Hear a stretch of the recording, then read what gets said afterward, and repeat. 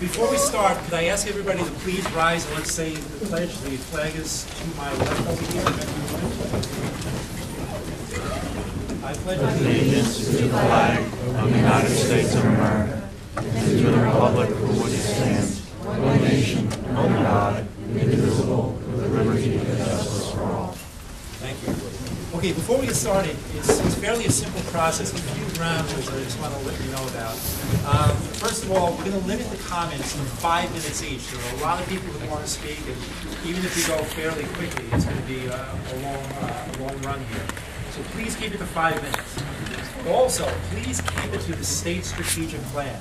No other plans or initiatives or any other issue in the state would be would be acceptable. So we really want to hear your thoughts on the plan. When somebody else is speaking also, even if you completely disagree with that person, do not yell out or make comments. If somebody got up there and said, I love the Boston Red Sox, I would say more like this, but I wouldn't say anything. So please do the same. We've had some problems at the last few meetings with people kind of duking it out in the audience there, so we don't want to go down that road. And what Dan's going to do is he's going to call 2 names. So the person who's going to speak and then the person who will be immediately following. So you have a little time to get yourself ready, okay? And with that, Raheem Obama.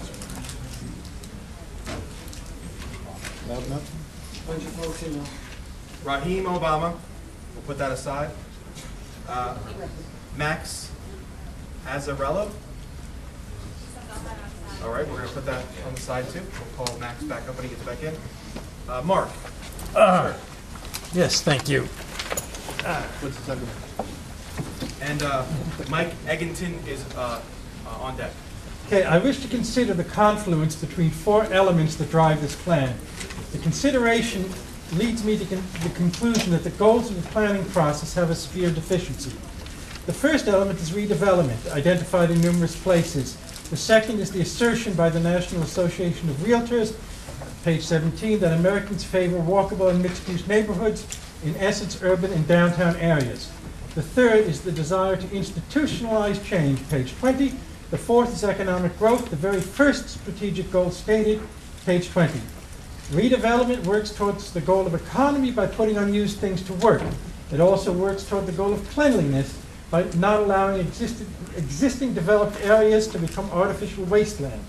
While it must be remembered that one person's blighted area is another's blue-collar neighborhood or business location, my concern is the way that this dovetails with the realtor's assertion that urban and downtown communities are the most desired and the most saleable. This happy coincidence makes these 2 goals mutually reinforcing, since most areas suitable for redevelopment are urban and downtown areas. Such goals, thus reinforced, tend to become more firmly established. The term institutionalized change is not sufficiently defined. When it says the state of New Jersey will ensure that the progress made is institutionalized in a way that can transcend time without perpetual recasting, does it mean that this plan will effectively become eternal, making changes that cannot be undone if they are found to be wrong? Or does it mean that it will provide a stable framework that can accommodate change without having to start all over? What happens when one generation's progress becomes the next generation's disastrous mistake? Or when the progress is revealed to be an expression of a fad? Must we start all over again for the next plan and the next one after that? The assertion that walkable and mixed-use neighborhoods are most desirable is a statement gleaned from the actual preferences of people over a period of time. Not long before, the most saleable homes were in suburban areas. How long will it be before preferences change again? Will it be a year? Will it be 5 years? Will it occur as soon as the economy experiences another major change? We do not know, and if the realtors or the State Planning Commission have foresight, they have not told us. To institutionalize this change of preference without institutionalizing the process of review and adaptation to future change of markets could lead the state of New Jersey to effectively shut down the housing market when preferences change and to stop the influx of skilled people upon which economic growth, the plan's first goal, will sooner or later depend. If the plan is to be more than one step in a long, lurching progression of plans, it should separate decision processes from the inputs that lead to the decisions, just as a constitution separates the lawmaking process from the laws made.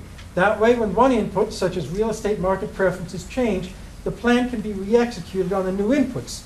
And when the process must be tweaked for greater transparency or greater responsibility, it will not be necessary to reinterpret every input at the same time. Jerry, I would like to give you this, as well as the paper I promised from 2 times ago. Okay, thank you. Thank you. Mike? Do you want me to speak from here, Jerry? You know what? And Robert, Blake, just B-L-I-N-K-E, is after Mr. Egan. Good evening, everyone. My name is Michael Egginton. I'm the Senior Vice President with the New Jersey State Chamber of Commerce. And just for your information, by way of background, the State Chamber is recognized as the independent voice of business in New Jersey. We have a broad-based membership ranging from the Fortune 500 companies all the way down to the small proprietorships, the mom and pops. We represent every corner of the state, every industry, and our members provide jobs for over 1 million people in New Jersey. We continue to work towards promoting a vibrant business environment and economic prosperity through vision, expertise, and innovative solutions. I'm sure many of you will agree with that. It's all about jobs in the economy these days. As a longtime champion for creating a prosperous business environment, we support and commend the new direction and vision contained in the state strategic plan. This revised plan has a great potential as it positions New Jersey as a national example of public-private partnerships that will enhance our economic opportunities as well as our quality of life. The State Chamber views the state strategic plan's emphasis on economic prosperity, resource efficiency, and realignment of government not only as strengths of the document, but also as necessities for catalyzing the New Jersey comeback. Central to this plan is the issue of job creation and economic growth, 2 key concerns of our association.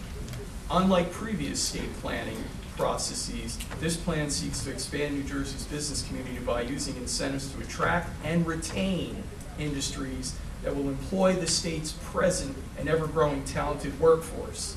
We support the plan's goal of making New Jersey a state where business desire to locate through improving physical infrastructure to transport goods and services and creating healthy communities to house our employees.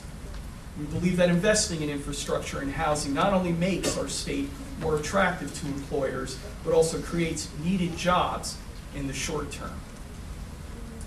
The plan strategically approaches its goal by efficiently allocating and using state resources. The State Chamber appreciates that the plan advocates for development and redevelopment in the context of what the state can afford, what is cost effective, and what will create future investment. Instead of calling for new resources of revenue, the plan repurposes existing funding mechanisms to encourage both economic growth and resource preservation. The plan also seeks to make the best use of New Jersey's assets by situating development within infrastructure-rich areas and by juxtaposing the state's higher education facilities with its business community to foster targeted job creation. To support these strategic visions, the State Chamber of Commerce is working closely with like-minded organizations such as Plan Smart New Jersey to evaluate how best the state can use existing assets and infrastructure to support industry growth. The plan realizes the need for an aligned, committed, and strong coalition composed of municipal, county, and state officials, along with private business, nonprofits, and regional authorities. The State Chamber favors streamlined government and finds this a vital component of the plan. Uncoordinated and isolated government processes often result in undue burden on the business community and prevents investment. By promoting effective communication and a collaboration between government and non-government organizations, the plan cuts red tape and allows business to flourish. We believe an aligned government will safeguard the progress made by the Christie-Guadagno administration and perpetuate the needed job growth. While the plan's strength outweigh its weaknesses, the State Chamber does see some areas of improvement. First, we support the growth of industry clusters, but we hope that the plan proves inclusive of all types of businesses, large and small, because many of our small business members are vital to supporting the state's larger clusters and are going to be key and central to getting this economy jump-started. Secondly, we believe that the plan has tremendous potential to encourage innovative policymaking that advances economic development, preservation, education, and the quality of life in New Jersey. We would like to see the Commission provide specific ideas and tools regarding fiscal, tax, and housing policy that it will encourage to execute the goals of the plan. Previous policies like Grow New Jersey and the Urban Transit Hub Tax Credit provide models for new economic growth policies. In addition, recent initiatives like the New Jersey Residential Foreclosure Transformation Act, along with the governor's proposal for capital improvement in transportation, increased aid to school and higher education institutions, and an urban scholarship program are policies that the state strategic plan should endorse. Overall, we believe the State Chamber finds that the state strategic plan is refreshing and promising. It seeks to improve the state's physical infrastructure and protect its quality of life resources, while at the same time it encourages smart growth so that current and future residents will be proud to live and work. Let me stress work and work in New Jersey. As we move forward in this process, we want to offer the active participation and involvement of our organization, particularly as policy ideas are developed that seek to improve the economic development climate of New Jersey. Again, thank you for the opportunity to allow us to express our views. Thank you.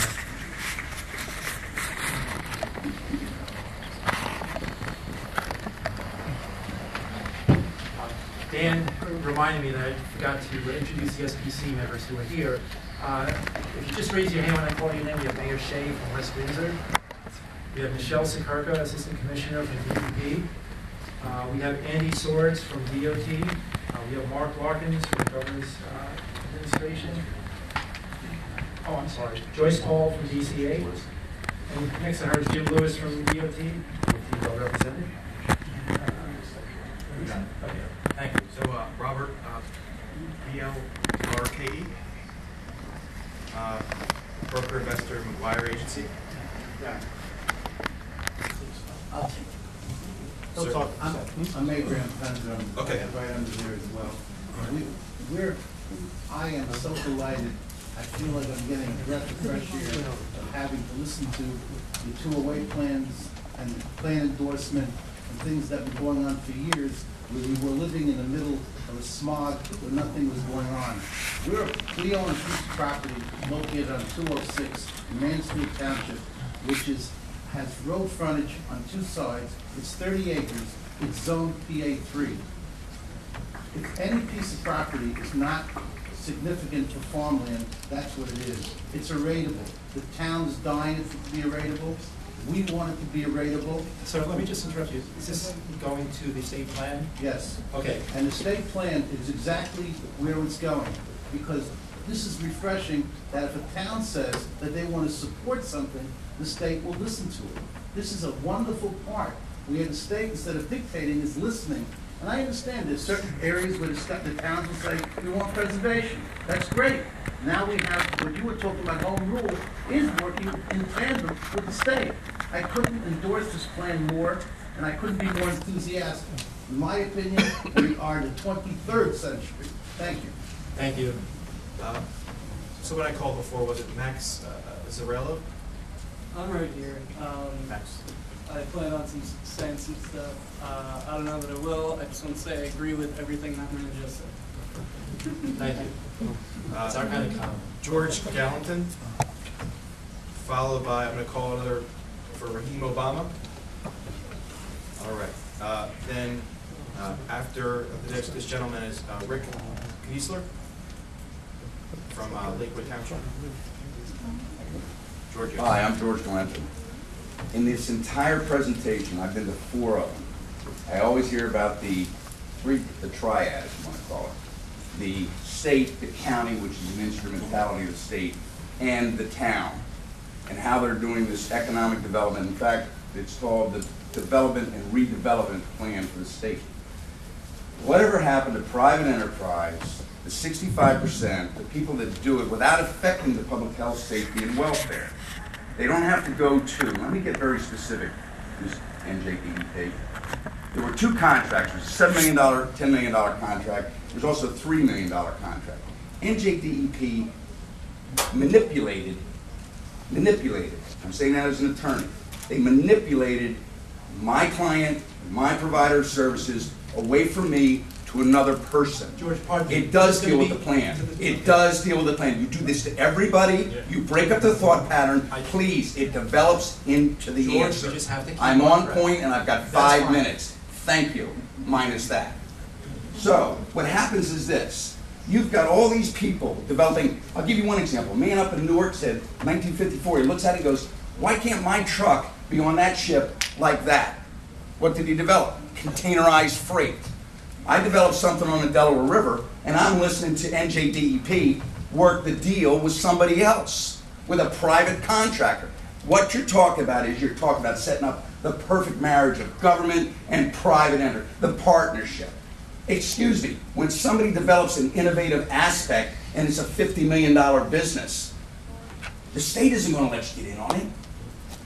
The guy that's got the partnership isn't going to let you get into it. So when you develop a better product, which raises the higher standard of living because it costs less to provide service, what happens? You get stonewalled. Please, the best government is the government that governs the least. And if you want to have any questions with me about specifics, I will provide it to you. Very specific. Thank you. Thank you. Rick from Lakewood Township, followed by Chris Rodriguez. There you go. Yep, you're up. Mike? Sure.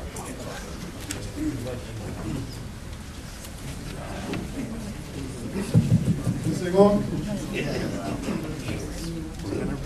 According to a great philosopher, DMX, he said like this: "Grrr, you eat it long enough, stop being greedy. Give to the needy." This thing on? I have to say, is this going to go to the state plan? Yeah, it's Okay. a state plan. Just making sure. I mean, come on, urban areas that need money, you know? We could take it like, most of your ancestors did in the past, or, now can get with the program. That's it. Peace.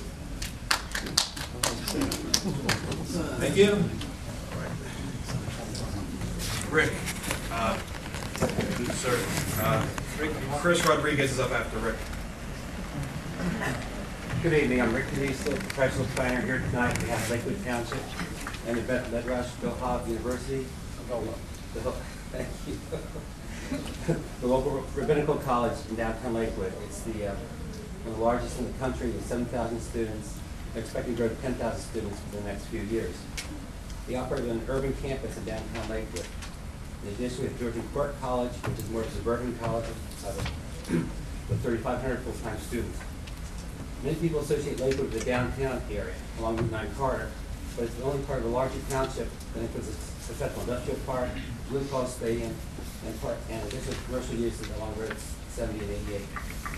Lakewood is one of the fastest growing municipalities in the state with a higher than average household size of 3.91 persons per household.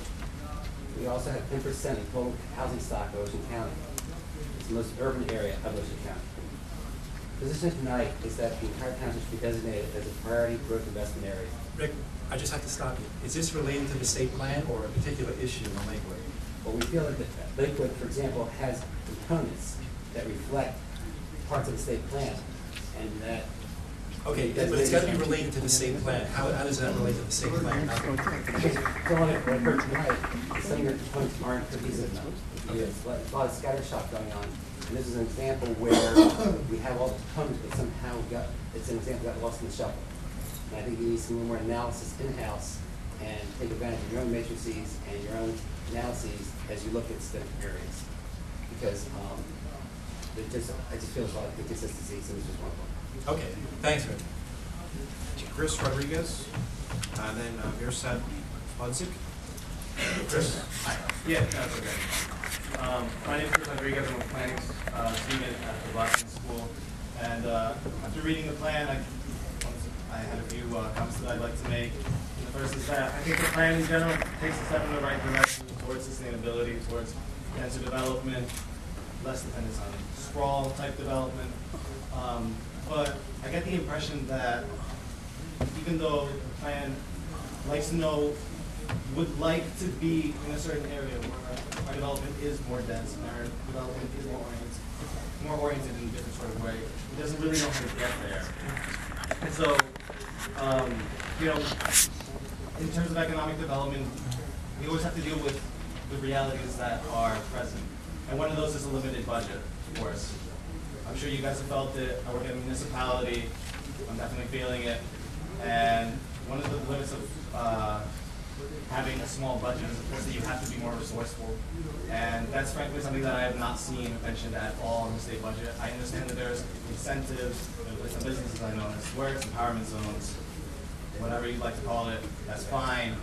But I would like to see more creativeness in terms of anything. Credit unions, I don't know, land trusts. There's so many things that you could name that is just overlooked or not seen. There's some things that are being done in terms of transit-oriented development. That's great. That's things that we need.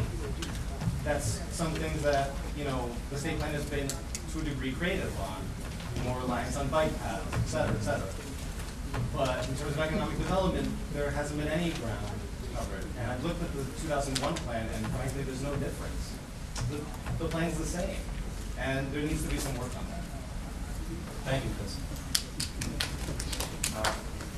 Mirza, and then John Cummins.